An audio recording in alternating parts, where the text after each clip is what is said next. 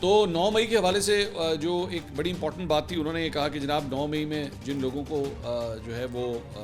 فوجی عدالتوں میں جن کے ٹرائلز ہوئے ان کو ہر قسم کی جو ہے قانونی معاونت انہیں حاصل تھی، اور تمام ریکوائرمنٹس ہوتی ہیں ایک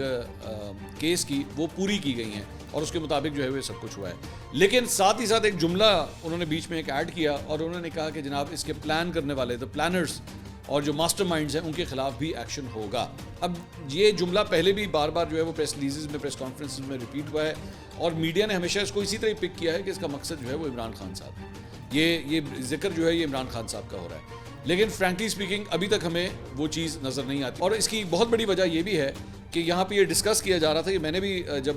کل اناؤنسمنٹس ہوئی کہ جناب 60 افراد کو جو ہے وہ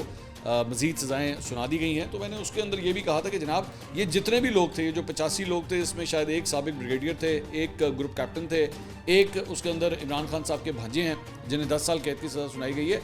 پاکستان تحریک انصاف کا کوئی ہائی پروفائل لیڈر نہیں ہے اس کے اندر، یا پاکستان تحریک انصاف کے جو بانی چیئرمین عمران خان وہ بھی نہیں ہیں اس کے اندر.